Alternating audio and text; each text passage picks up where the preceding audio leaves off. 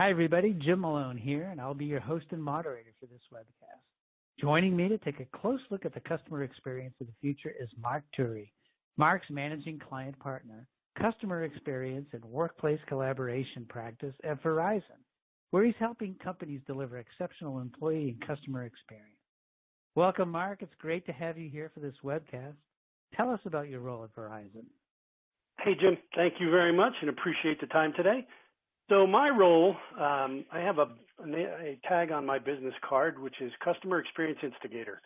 So my role is to work with the largest customers at Verizon, Fortune 500 type corporate customers, and help them make happier customers on their end. A lot of that comes up with technology solutions to see how we may take some technology debt that they have today and help look at call anticipation, AI bot, some of the next gen things that all companies are looking at today, and ultimately try to how to help them improve customer experience.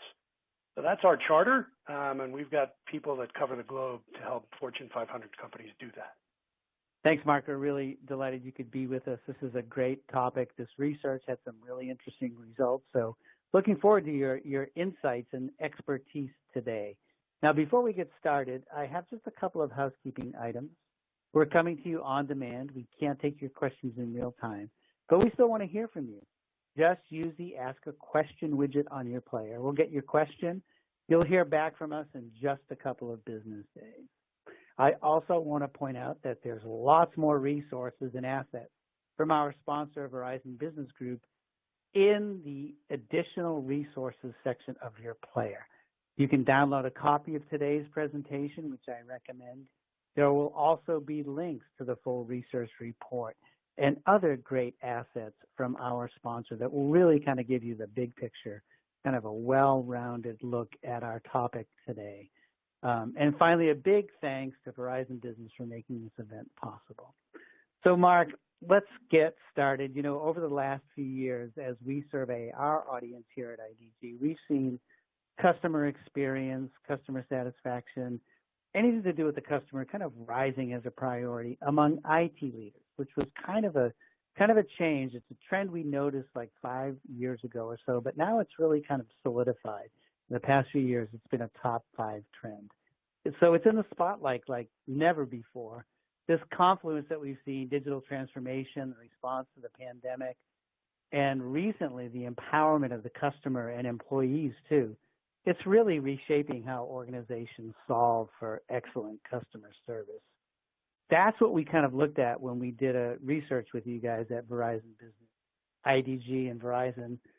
We polled 150 technology leaders on the shifting customer experience strategies, including with a close look at the adoption of cloud-based and emerging technologies, kind of a couple of things that you touched on in your introduction, Mark. We looked at business goals driving the customer experience strategy, what the most challenging aspects of executing that strategy were, the areas of the business where that strategy is going to be focused, and the technology features that they're deploying and what they've got planned for the future.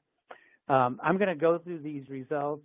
Listeners, you don't have to read that whole slide that's up on the screen right now because you can download this presentation and take your time with it. But I just wanted to give you the idea of kind of the breadth of the survey. 151, it says they're qualified respondents.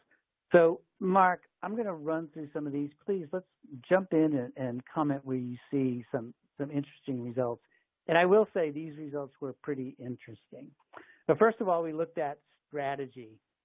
This is an interesting one, Mark, because across many domains at IDG, we see kind of strategy is in the 20s or 30s, but everyone's planning on developing a strategy. The good news and you can see here, just 21% currently have an enterprise strategy to govern these technologies, while 79%, they say it's going to be a priority to develop a strategy. When I looked at this, I thought, I think this has to do with, over the past 18 months, just kind of the rush to keep the lights on, the rush to keep businesses going, to adapt to the new world of work and how that works.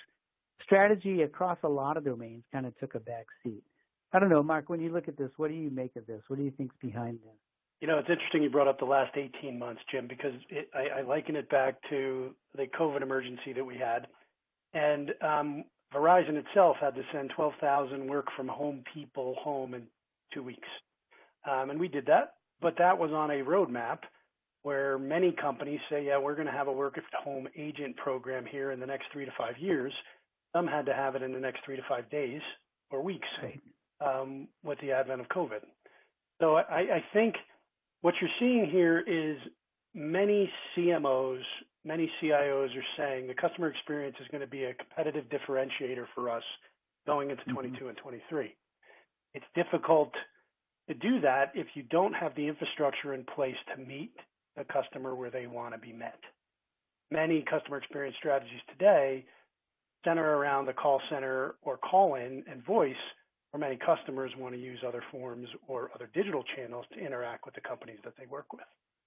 Yeah, that makes sense. I want to come back to this a little bit later in our discussion specifically, and we can save this for later. But, what's wrong with the ad hoc approach? But let's touch on that later, because we've got a few other things I'd love to jump into first.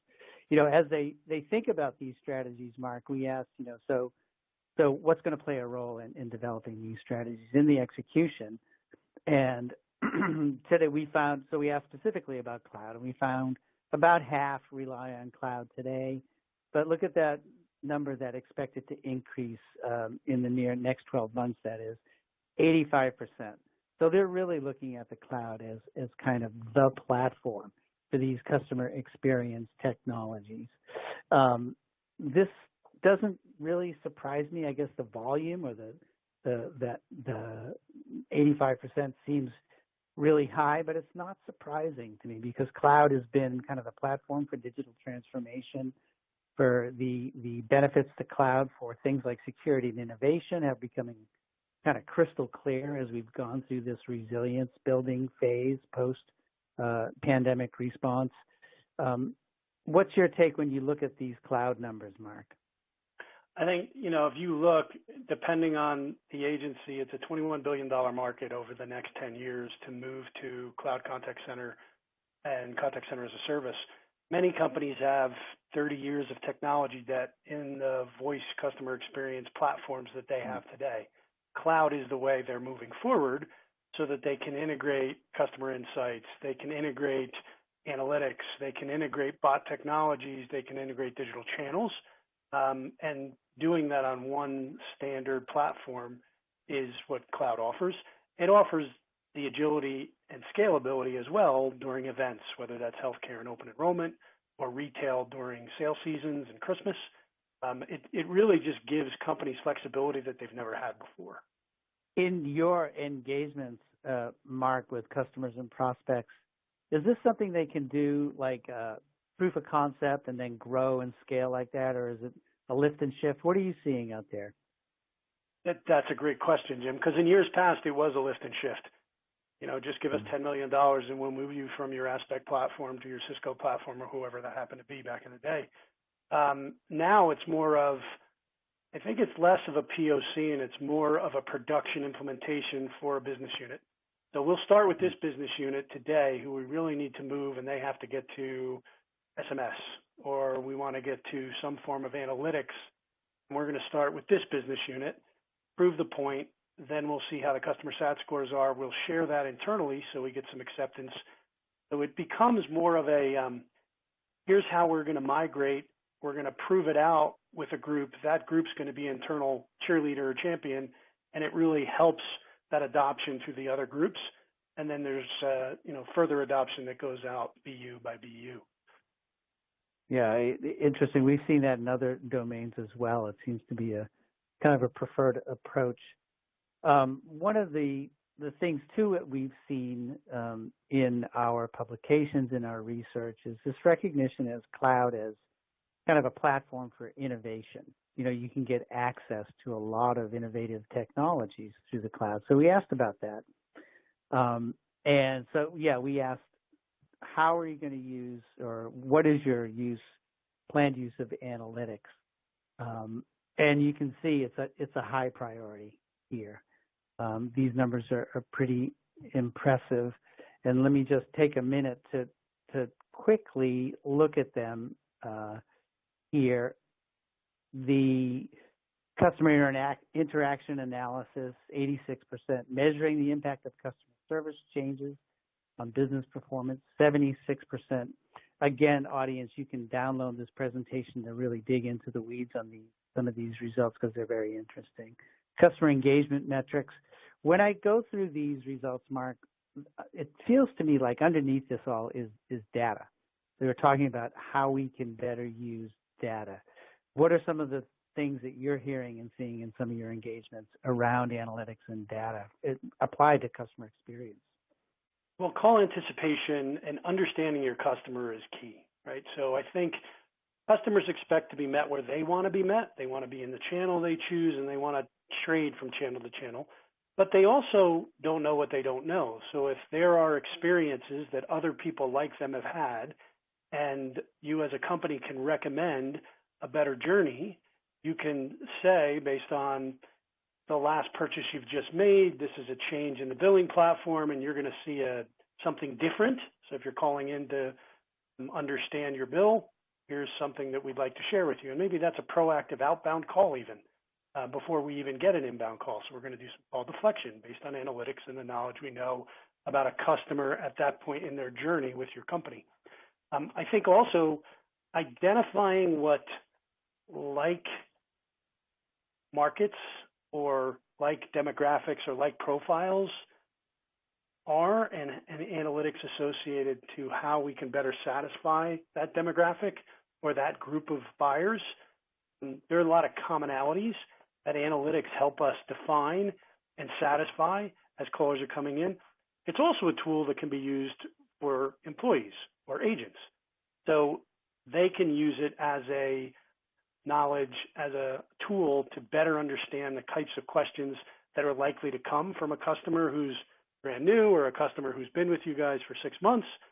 And it really becomes a twofold tool. How do I use it to enable agents better satisfy customer need? And how can I use analytics to better satisfy our end customers? But it's definitely one of the top 3 things that most of our customers are talking about, which may not exist in their environments today. That second result, measuring the impact of this on business results, on business performance. Why is that important, and what are you seeing there among customers, and what are you hearing about that kind of measurement? How is this impacting our business performance? It's the old adage: if you have a good experience and you tell 5 people, but you have a bad experience and you tell 50. I think in this world, people vote with their wallet. And if they're delighted and they have good experiences and you make it simple and seamless and you anticipate the things that they want, they're going to come back and work with you. And some of this is also generational, where there were many people who were just loyal to their brand for a very long time. I think as you look at some of the younger generations who are coming up, they're going to vote with, was I serviced well? Is this a green company? Did they do the things that enabled me to seamlessly get my job done and potentially offer up more value than the competitor? And that all comes out of that. How did customer service or customer experience impact that? I think that second one's also telling as to how do we not only get a new customer, but how do we maintain that customer over time, lifetime value of a customer?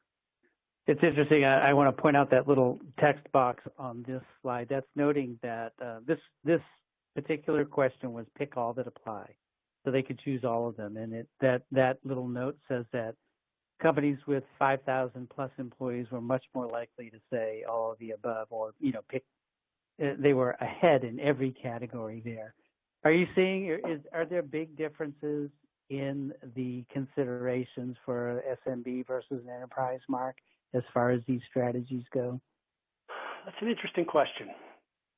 I think SMB versus large customer may be more new versus old. If there's a lot of technology debt and a lot of older systems that need to be upgraded, sometimes the migration to cloud, sometimes the impact get to the various data lakes in an organization to give analytics is a challenge, and it's something that has to be satisfied. if you're a smaller company, new, more agile, and you have cloud systems today, it's a little easier to access. So I do think that where you are in your cloud journey and how mature a company you are may impact it, as well as are you a small company or you? Yeah, that makes perfect sense. Thanks for that. So we also asked, this is kind of an ambitious to-do list for a lot of these companies, the data that we've seen so far. So we asked them, are you going to get help with these engagements, with these implementations? 38% they expect to outsource to third parties. A little surprising. I'm not sure what your take on that is. That seems a little low. Is the DIY approach okay? We can talk about that. But I did have, not shown on this slide, but so we also asked, so specifically, what are you going to ask the third parties for help with? And here were the top 5, Mark: breaking down silos, enabling cross-functional collaboration, determining the ROI of customer experience investments, designing new applications, implementing cloud contact center, and integrating new and emerging technologies. Seems like a pretty good to-do list, but overall on this result, Mark, that 38% looking for third-party help, what's your reaction, and what does that look like from where you guys sit? I think it depends on the change that a company is looking at that is in scope. There's so much that impacts CX. If it's simply replacing their cloud contact center platform versus replacing their entire client engagement model, which may include mobile apps and website and contact center and point of purchase applications in retail stores and CRM, I would guess that number is a lot bigger than 38%. I think the categories that you highlighted with silos and collaboration and ROI and application, every one of them pose a challenge when you're coming from 7, 8, 9 disparate systems that all had to work together in the past, that have many different knowledges and specialties, to more of a standardized cloud platform, which comes back to that, agility and simplicity for a company. That's fairly difficult to map, and then to create the roadmap for futures that you would move as you move into that cloud area. I think the general question, Jim, here is 38% seems a little low, because obviously a lot of people come to us asking a lot of the questions you just asked, saying, how can you help us?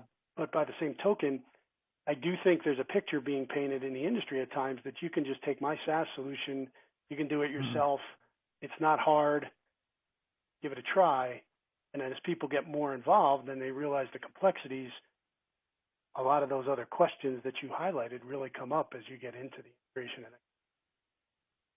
Yeah, again, that's kind of an adoption or maturity pattern that we see across a lot of domains. I'll take a stab myself, and then as the complexities and the integrations, et cetera, the interactions become clear, it makes sense to bring a partner in. Jim, just another thought on it is, if I just want to normalize and transfer the stuff I have today from a premise or hosted solution to cloud, maybe that's addressable. But if I want to optimize the client interaction and allow them to meet me where they want to be met and offer some of the other digital integration we've talked about, that's more complex.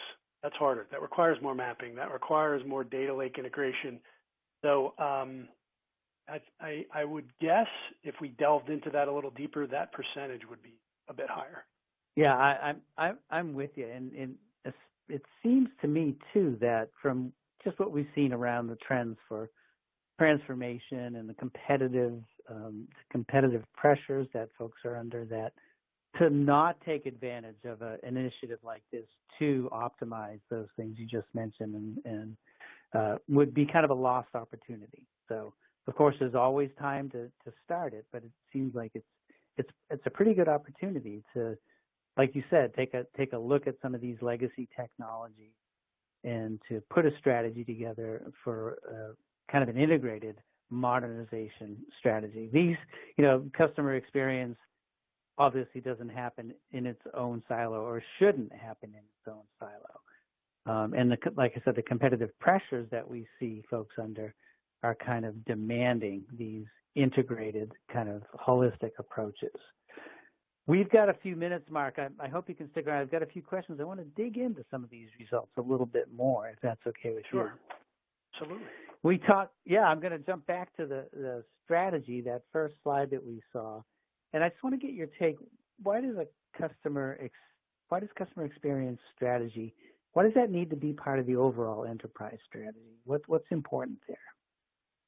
It's interesting. As you look at what was important to companies over the years, and it was reporting to Wall Street, it was keeping our costs down, it was growth and expansion, M&A activity. But over the last 5-8 years, customer experience has landed in many, many, many companies, NKs, annual reports as a key differentiator that's going to allow us to beat our competition.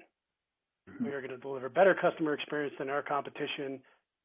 And I think as companies really delve into it, that's what their buyers want. They want to be able to get to information quickly, easily, in the channels they choose and satisfy their problems quickly, or make their purchase or interaction happen quickly. A lot of our legacy solutions made that a little bit more difficult. It worked great 10, 15 years ago. Now in the immediate society where I have a mobile device with me all the time and I can start an interaction now, but maybe I need to be interrupted because of kids or work or something, but I want to revisit it in 6 hours when I get back home. There's a need to allow that to happen, and that's really in that customer engagement, customer experience realm. So I think the more we talk to companies, they have titles like Chief Experience Officer. They have measurements like Customer Effort Score and Net Promoter Score, whereas back in the day it was more average handle time or first call resolution, or what are the things that are more customer service fix related versus what are more customer experience, sales, and revenue related. That's an interesting point. I'll kind of refer back to that slide we showed on analytics, and at the very bottom was measuring the actual agent performance. So that kind of proves out what you just mentioned, that other things are kind of taking precedence. Another point that's probably worth mentioning, Jim, is when we start with companies, some of the conversation is technologist and the other is like business strategist. Do you want happy customers or do you want cheap interactions? The answer is yes. That's right. But a lot of times you have to map the experience, and we have to talk with the people in the organization. Everybody in the organization is responsible for customer experience, not just the salesperson, not just the call center agent. And in this day and age, there is no such thing as just the call reception call center agent. There are knowledge workers behind those individuals that know products or know systems or know break fix better that may not necessarily be part of the original call flow and call routing, but are needed to be pulled in to satisfy that client's need quickly, easily, and then maybe referred to again on a future interaction. So the world of customer experience that used to be in a finite community has expanded to many, many, many different groups within an organization. How is this kind of these trends that we've talked about, Mark? How's that affecting you at Verizon Business? How's your business model changing, or how's your go-to-market changing? What are you seeing there? Well, so I'll answer that two ways. As you can imagine, through the COVID experience that we've had some of the best years, or best year and a half that we've ever had, because overnight companies went from working in a bricks and mortar silo towered area to having to work from home, and it was done in an emergency, right? It wasn't optimized. It was done very quickly. So we were in a phase where everybody was through, how do I operate in an emergency and get everybody home and just keep the lights on and keep people customers satisfied? Now it is about, how do I directionally deliver better customer experience, and how do I optimize the current environment we have with a vision on what do I do with bot and AI technology. For instance, at Verizon, you can imagine if you have service with us, some of that can now be done through automated intelligence. And these are the typical things and questions and challenges that people have with activating a phone and turning up a new service. A lot of that can be satisfied through bot and AI technology, not necessarily with an agent, and easily transferred to an agent.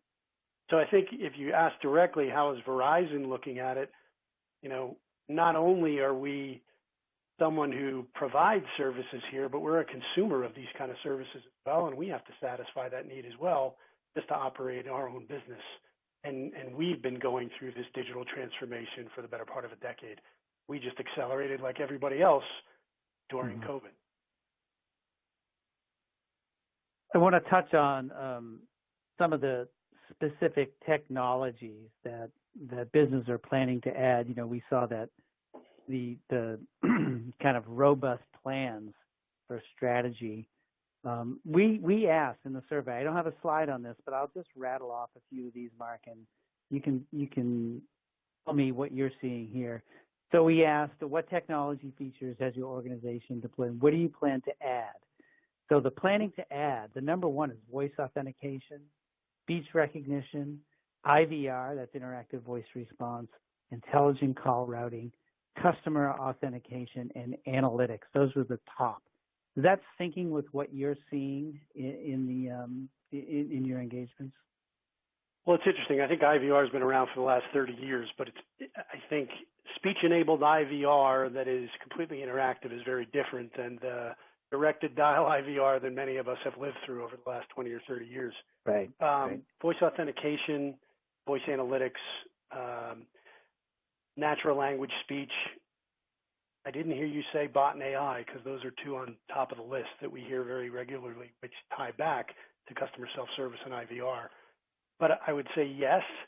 And if we look at one of those areas like voice authentication does two things. It makes you happy as a customer, but it reduces many of the analytics in the contact center that keeps the contact center operations people happy. Average handle time goes down when you don't have to ask for your mother's maiden name and your account number and your last three transactions. It also, we're in a time where 10 years ago, if you knew that much about me, you might be offended. You might say, well, how do they know? And I don't like that. That's very big brotherish. But in this day and age, people expect you to know about them, right? Especially if you've had already signed up with them and you're an existing customer. So asking a lot of those questions, or worse, having a lot of those questions asked in a self-service system and then getting to a live person and having to repeat them, the quickest way to reduce your net promoter score and reduce customer satisfaction. I did a quick check, Mark, while we were discussing. 82% of folks said they already have bots deployed. So interesting result. I think that's why it didn't show up on the planning to list. But interestingly enough, I did another speech on this about 2 months ago.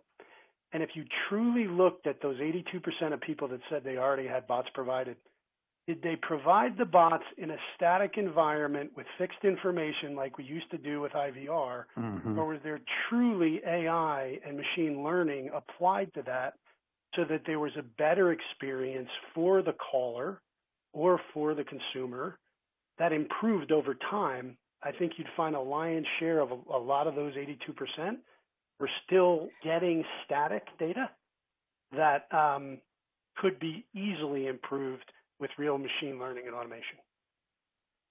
So, in other words, they're using their father's bots. They're using our 1990 IVR rather than, speech-enabled IVR today. That makes perfect sense. Before we wrap up, Mark, I just want to have a kind of a broad-based question, and it's got two parts to it. The first part is just from where you sit. We mentioned the post-pandemic world that we're living in, and the acceleration of digital transformation did not leave customer experience behind, obviously. So what are some of the most important trends to emerge? And I wanted to throw out there too, the empowerment of the customer. Has that grown as far as what you've seen post-pandemic? So those trends, and then finally, how can the third-party relationship or partner, how can that help an IT leader who's contemplating one of these customer engagement initiatives? So let's start with the trends that you've seen emerge first, the important ones, put it that way. Well, it's interesting. So, if you just look at meeting a customer where they want to be met, which is probably one of the top trends, customers expect you to know them, to understand them, and to empower them. And in some of our legacy environments, that wasn't so easy. So you mentioned voice authentication. You mentioned analytics.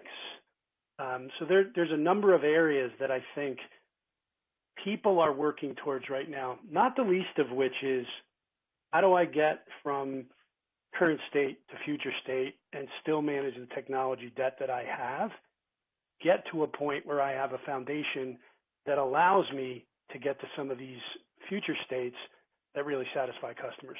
So that bigger than 5,000 employees or 5,000 customers that you had shown, the bigger you get, sometimes the harder that transformation becomes. So I think first is, how do I gain a foundation that allows me to expand that roadmap? I think the other is, how do I allow customers to get access to information that can satisfy their own problems quickly? I don't know how many of you here fly, but the last thing I want to do is talk to an airline agent when I'm traveling. If I can do everything on the phone, like pick my seat, put my luggage in, maybe even identify where my luggage can be delivered when I land, future purchase some of the snacks or meals I want to have on the plane. I can do that on a lot of the apps. I don't have to talk to a person to do that. So understanding and enabling customers to do things ahead of time is an easy way to reduce cost and to increase overall customer satisfaction. And then I think lastly, it's being agile and being able to shift quickly to the next trends that are coming. So we've talked about natural language processing. We've talked about bot and AI. There are many things that are going to be allowed and enabled with sensors and with analytics and with future technologies that will further enhance the customer's relationship with their company or the company they choose to do business with that we don't even know about today. So having that foundation to enable that right now is key to making sure that this journey goes smooth over the next decade. Mark, in the few minutes we have left, I wanted to mention, we talked a lot about the exciting, innovative new technologies on the horizon. But what about some of the foundational infrastructure technologies that have kind of been put to the test with the sudden spike in work from home? What are you seeing there as a trend? Jim, that's interesting you bring that up because as we get in and we start talking about future road mapping and desires from some of the big companies we work with, and we say, what are some of the biggest challenges you have? One of the biggest that has come up over the last year is just simple network connectivity at home for work-at-home agents or for work-at-home collaboration workforce. So picture you're at home, you're working, the kids are at home, they're schooling, some other kids may be at home, and they're also playing, but they're all on the same network. Now the voice and the data and the CRM application are all coming over that same pipe. If it's degraded and there's clipping and there's problems, the customer has a challenge. So what some companies have been doing is looking at, how do I segregate the network, for instance? How do I deliver a Verizon jetpack to an agent that may be funded by the company so that they have very seamless, streamlined network and enough capacity able to handle those calls and handle the application that will help deliver that good customer experience. So we look at that, and we also look at some of the basics of, here are things that are coming in that we sent everybody at home. Many of the skill groups became everybody answers everything, but if I have to give address, location, return information. some basic information that's important to a caller, but that can be easily self-service. How do I optimize that and bring that back to some of the technologies, whether it's traditional IVR or bot or some of the other things we talked about earlier? So I think looking at going back to basics and looking at the foundations, if you have the best bot in the world, but you can't deliver it to your end customer because the network is at capacity when you're trying to do that with the agent or the application, it still delivers a bad experience. So it's a great question, and it's one of the things that we've seen as we talk about futures, we end up coming back to basics and talking about these types of areas. Yeah, we're seeing a lot of interest in that as well. So, Mark, last question. We saw that slide. What was it? Only 38% are looking at third-party help. 62% are going to kind of go it alone at DIY. Make the pitch. How can a third-party help? Where are those most important areas that you've seen third-party help really benefit a customer who's interested in one of these transformations? Yeah, Jim, that's a great question, and I'm going to answer it a couple of ways. So I think, one, you bring a third-party partnership in because they see more than you.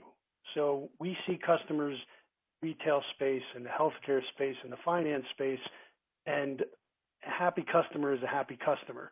But if you reside in one of those specific demographic areas or specific verticals,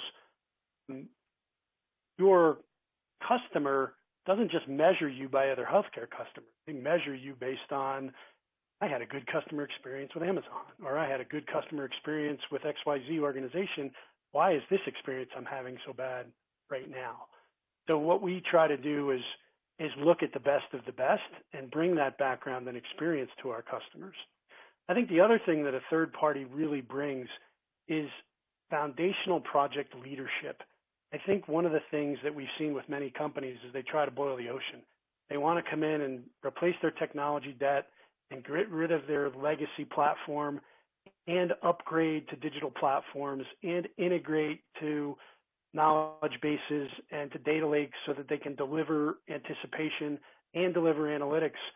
And the project goes on forever and ever, and there's never really a good result from it. Whereas if you look at kind of breaking it down into very simple phased project approach and say, okay, this is what we're going to tackle first. We're going to get rid of our old technology debt for voice, for routing, for recording, and we're going to get that up and working, and that's phase one. Then phase two, we're going to start looking at the top 2 digital channels. And phase 3 is we're going to look at some of the more advanced channels. Phase 4 is going to get into bot AI analytics and some of those other areas. It allows companies to get to success in a phased approach, have that success celebrated across the organization, and then the adoption across that organization becomes easy.